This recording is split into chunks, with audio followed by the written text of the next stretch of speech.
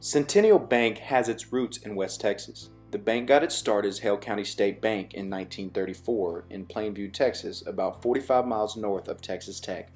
In 1964, the bank was purchased by E.W. Williams, at the time a $20 million bank. Since then, the bank has made several acquisitions and expansions. Centennial now has 14 locations, serving a large geographic area of Texas stretching over 400 miles and has assets totaling over $700 million. The ownership of the bank has stayed in the family since. J. David Williams is the current chairman of the board.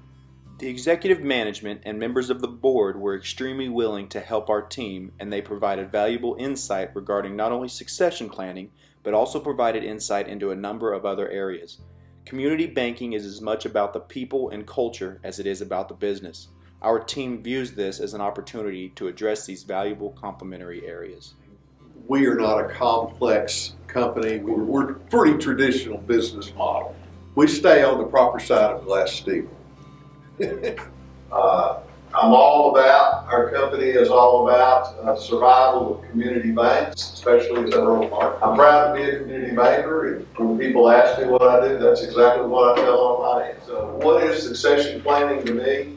Succession planning is providing the leadership for the company so you can move it to the next level. It's as key an element of success to the future operation of the company is being well capitalized and well run. First of all, we're in the service business. What differentiates us between our competitors is the level of service we provide.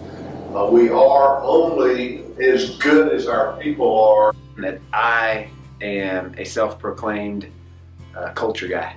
Culture beats strategy, hands down, every time. So if you don't have the right people or have the right culture in your organization, you're not going to be effective in administering that strategy, whatever it is. We're big enough. We got a big enough lending limit, a big enough footprint, enough capital and assets to operate like a larger organization. We're big enough we can offer the technology and the products and services to individuals who maybe have banked at big banks before, but now we're bringing them a personal touch and a personal relationship. But you're also small enough that I may coach your son's baseball team.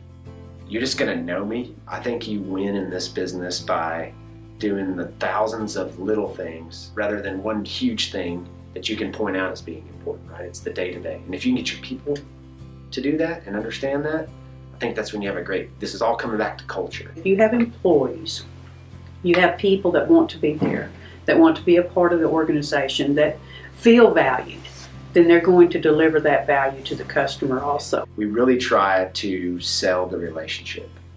We'll tell any customer if our service alone, if I am not worth 0.25% to you, we're probably not the right bank for you.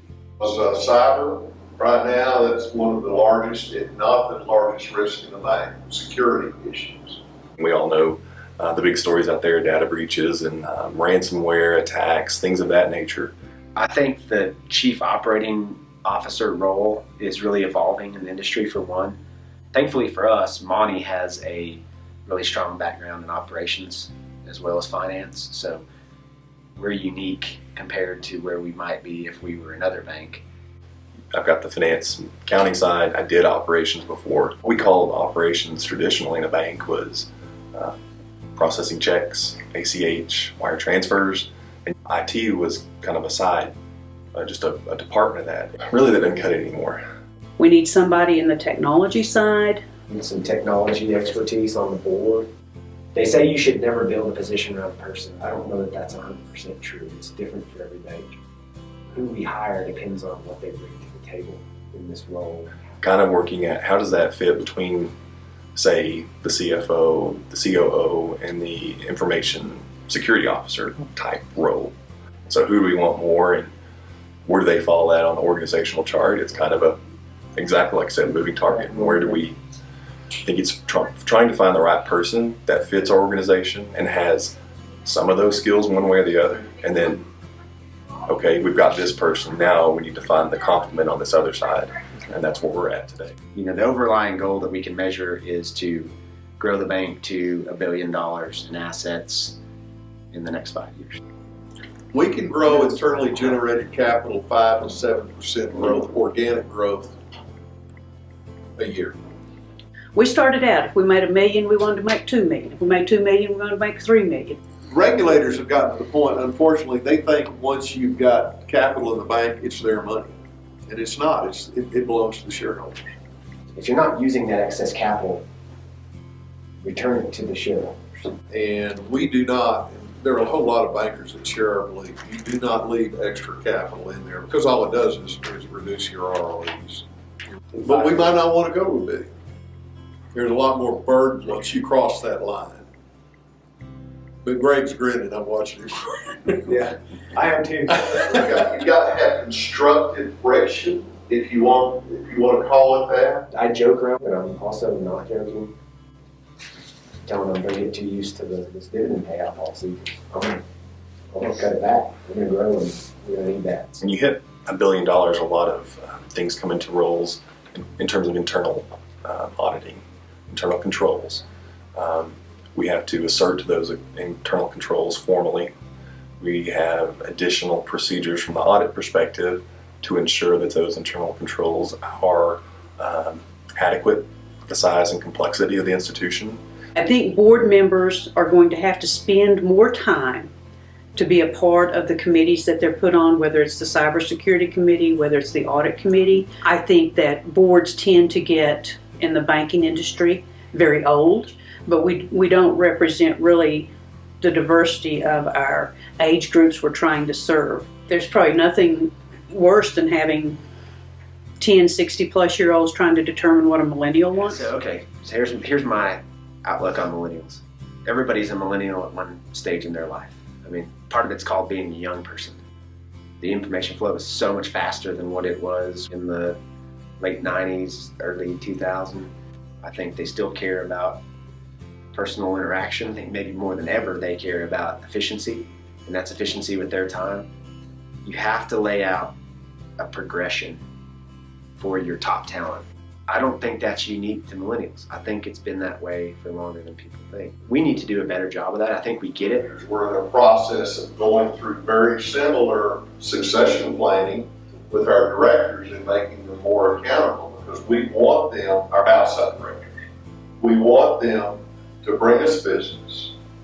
We want them to be actively engaged in our board meeting and providing outside, these are business people that have different perspectives. We want them to contribute more. We need new blood, we need new people that have different ways of looking things, and we need some new blood. David is extremely loyal to his people. Any decisions David makes, it's always going to be, what's it do for my bank? What's it do for my family? What's it do for my shareholders? And what does it do for the employees? I think he'll always want to be a part of that viability of the community banking. You know, this is a legacy company, so it's in the best interest of the employees, the shareholders, the family, that the family stay involved with the future of this organization. So they are. You know, how do you succeed? A guy like David, you know, it's hard. And so you'll never replace, you're not going to replace David. My dad and I used to lock horns pretty good. When he got out of banking, which he was in the banking business, till late in his life, and he got out of touch with it. So it's real important that the people that are involved in the business are truly, truly in touch with it. Companies like ours are emerging. They don't change. Their franchise values are not what they used to be, especially if they're not in growth markets. So you're seeing less and less family-owned companies. Family members, not just like mine. You've got family members that don't want to be active in the business. That's decimating community banking in the rural markets of America. I mean, so our industry is going through a major metamorphosis. And, you know, we don't want to end up like travel agents. We don't want to end up like the newspapers.